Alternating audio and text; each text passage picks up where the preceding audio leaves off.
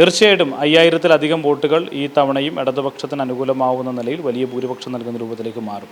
അതൊരു പക്ഷേ ഞാൻ നേരത്തെ സൂചിപ്പിച്ചതുപോലെ നിലവിലത്തെ അനുകൂലമായ സാഹചര്യങ്ങളെല്ലാം മെച്ചപ്പെട്ട് വന്നാൽ, ഞാൻ നേരത്തെ പറഞ്ഞു 10,000-ന് മുകളിലേക്ക് ആ ഭൂരിപക്ഷം എത്തിച്ചേരാൻ വേണ്ടി കഴിയുന്ന സാഹചര്യമുണ്ട്.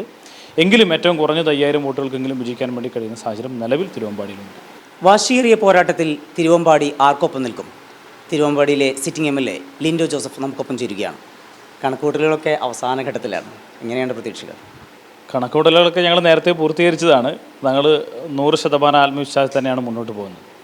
തിരുവമ്പാടി മണ്ഡലം രൂപീകരിച്ചതിന് ശേഷം ഉണ്ടായ ഏറ്റവും വലിയ വികസന പ്രവർത്തനങ്ങൾക്ക് നേതൃത്വം നൽകാനും ആ വികസന പ്രവർത്തനങ്ങൾ നടക്കുകയും ചെയ്തൊരു കാലയളവാണ് 2021-26. അതുകൊണ്ട് തന്നെ ഈ മലയോര മേഖലയിലെ ജനങ്ങൾ ഇടതുപക്ഷത്തോടൊപ്പം ചേർന്ന് നിൽക്കുന്ന സാഹചര്യമാണ് തെരഞ്ഞെടുപ്പിൽ ഉണ്ടാവുക എന്ന് തന്നെയാണ് ഞങ്ങൾ കരുതുന്നത്. സാമുദായിക വോട്ടുകളൊക്കെ ശേഖരിക്കാൻ കഴിഞ്ഞു എന്നുള്ള വിശ്വാസമാണോ? അത് ഞാൻ നേരത്തെ പറഞ്ഞു, എല്ലാ വിഭാഗങ്ങളുടെയും വോട്ടുകൾ ഒരുപോലെ ഇടതുപക്ഷത്തോടൊപ്പം വരുന്ന സാഹചര്യമാണ്. കഴിഞ്ഞ 5 വർഷം മുമ്പ് തെരഞ്ഞെടുപ്പിൽ മത്സരിക്കുമ്പോൾ ഈ വിവിധങ്ങളായിട്ടുള്ള എല്ലാ സംഘടനകളുടെയും വലിയ പിന്തുണയോട് കൂടിയിട്ടാണ് നമുക്ക് വിജയിക്കാൻ കഴിയും. അതുതന്നെ ഇനിയും ആവർത്തിക്കുന്ന സാഹചര്യമാണ് തിരുവമ്പാടിയിൽ ഉണ്ടാകുന്നത്. കഴിഞ്ഞ തവണ 4600 വോട്ടിൻ്റെ ഭൂരിപക്ഷമാണ്. ഇത്തവണ എത്രയാണ് പ്രതീക്ഷിക്കുന്നത്? തീർച്ചയായിട്ടും 5000-ലധികം വോട്ടുകൾ ഈ തവണയും ഇടതുപക്ഷത്തിന് അനുകൂലമാവുന്ന നിലയിൽ വലിയ ഭൂരിപക്ഷം നൽകുന്ന രൂപത്തിലേക്ക് മാറും. അതൊരു പക്ഷേ ഞാൻ നേരത്തെ സൂചിപ്പിച്ചതുപോലെ നിലവിലത്തെ അനുകൂലമായ സാഹചര്യങ്ങളെല്ലാം മെച്ചപ്പെട്ട് വന്നാൽ, ഞാൻ നേരത്തെ പറഞ്ഞു 10,000-ന് മുകളിലേക്ക് ആ ഭൂരിപക്ഷം എത്തിച്ചേരാൻ വേണ്ടി കഴിയുന്ന സാഹചര്യമുണ്ട്. എങ്കിലും ഏറ്റവും കുറഞ്ഞത് 5000 വോട്ടുകൾക്കെങ്കിലും വിജയിക്കാൻ വേണ്ടി കഴിയുന്ന സാഹചര്യം നിലവിൽ തിരുവമ്പാടിയിലുണ്ട്. വിജയാഘോഷത്തിനുള്ള എന്തെങ്കിലും ഒരുക്കങ്ങളൊക്കെ ആയിട്ടുണ്ടോ?